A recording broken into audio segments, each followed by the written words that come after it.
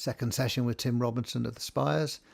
In the front of the kit we've got this SE Gemini valve mic, set well back. A couple of 414s, AKG 414s for the overheads. I love the top end Ziz on these, they really sparkle.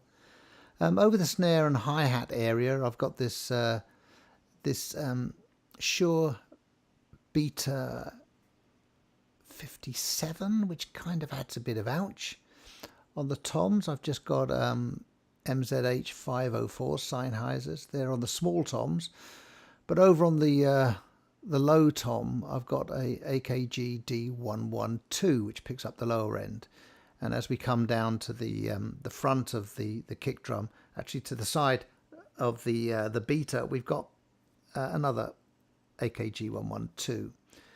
Over the hi-hat, I've got AKG 451 with a CK1 capsule. This mic's been battered, but I just keep it going because it's such a great sound for the hi-hats. I try and keep the kit as open as possible, so therefore I never compress going down. I kind of try and get the levels as quickly as possible to keep the vibe going, because the last thing you want is spending hours on a bloody drum kit, which used to drive me mad in my earlier sessions as a player. So I try and keep everything as exciting as possible and get straight into the music. Today we're recording a big long track, 11-minute called The Kingdom of Kent, but first we've got to discuss it with the drummer himself. Okay. It's a head fuck. It is. It feels really, really disjointed, going from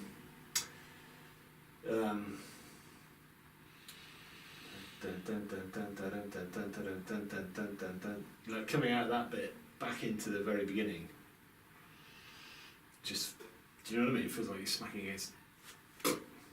Feels like that to me. Anyway. Maybe that's a good thing. Yeah, maybe. I don't know. It just feels really contrived, you know. Especially with the little shift in time. Oh, I don't know. Just You kept the beat going from that part, didn't you? Yeah. Yeah, I mean, so the drawing was actually half decent, but it was. Just. But you don't like it? No. Okay. That's what I'm saying. It feels like a big. It just feels like it's bolted on, you know, in a crude way. How about this then? So you come out da da da da da da da da da da da da da, and then you go so you give us a 2-bar fill, and then on a completely separate take, so you take the fill to where you want to, and then from a completely different take will come in underneath that. I suppose, I mean, if you've got your heart set on going back to the top of the shop, then we'll have to get in there somehow, and I suppose that's as good a place as any. But if we're not going to have the tempo flat, I feel like one join up, like having a join in the middle where we go up, but only slightly, and then we stay there for a while, and then we go back down again, but only slightly. What I was expecting on the demo was that the flute that would be the fade. I thought the fade would be yeah. and that is where it finished on my version, although it didn't go around that much. But I was thinking that's where the fade would be, and if there's any, you know, fancy stuff, that's where it would be. Playing the arrangement through from the demo, I felt that it needed to go. I needed.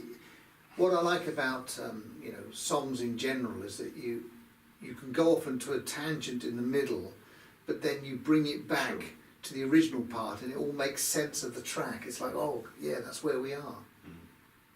And I'd like to do that. I would like to do it.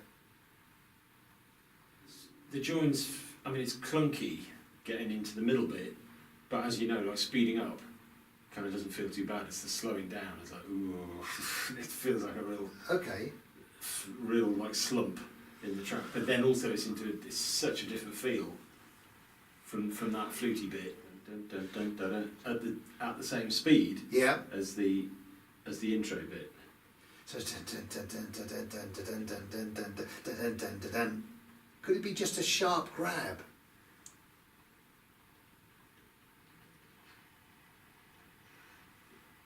Sorry, do you mean a stop on that? Or Yeah. To go. So, right at the last thing. So.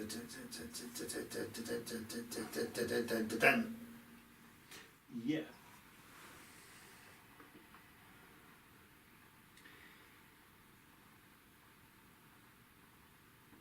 So we're doing the same. Okay, I'm losing my sense of the shape of this now. Okay. So we're doing the.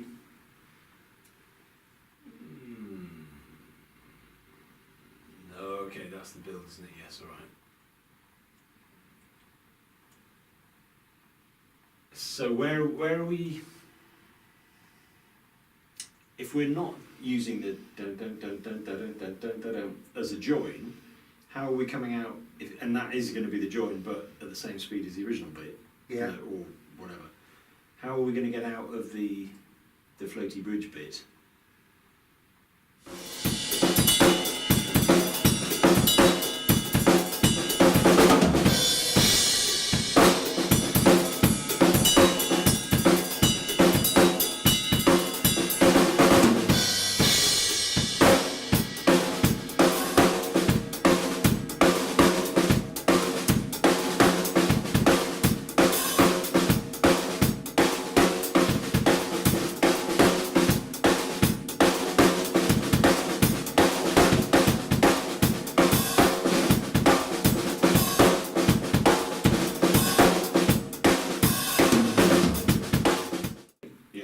Try that? Yeah, okay.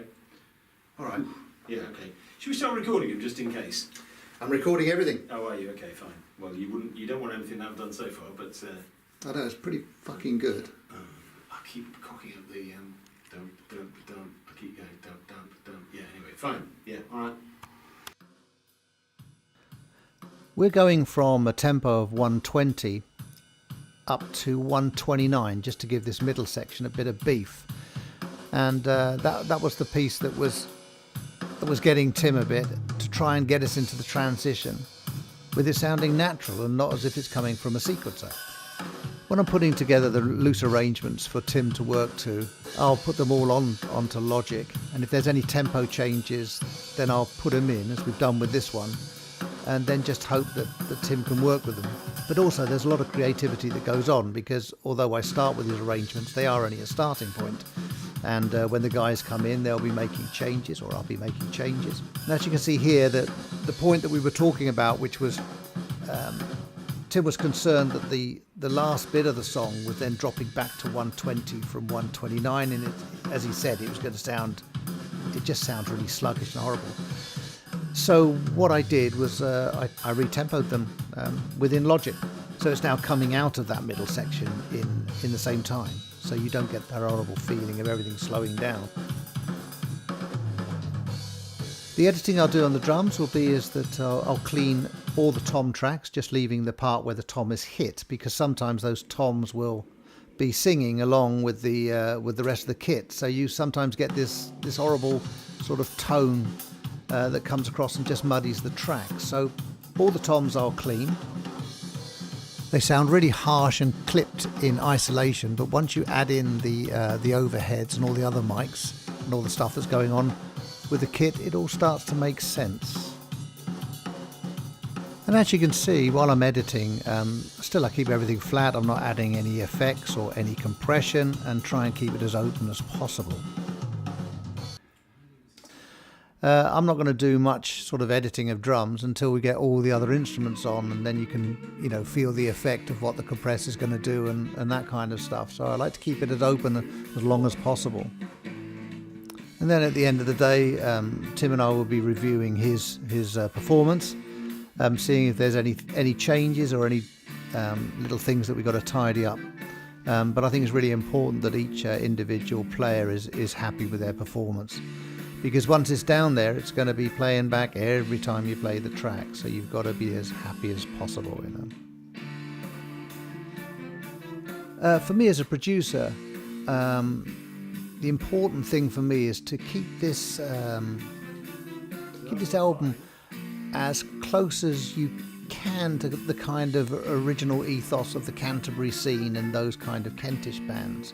Obviously using the technology, but it's trying to get that energy that they had in those days, and the excitement of how the tracks were building. And of course, in those days they were pushing their own boundaries and things. Whereas nowadays, I mean, we have so many great players that how can you get a group of individuals to make a difference or a different kind of music? Where it's more about the material than the individual players. So, you know, we've heard every fantastic guitarist in the world, and we've heard every fantastic everything in the world. So you now have to go back and concentrate on the material, which I think is the most important thing. And just hope that everyone likes the overall sound of the album, because it will sound different to some of the modern stuff that is around today.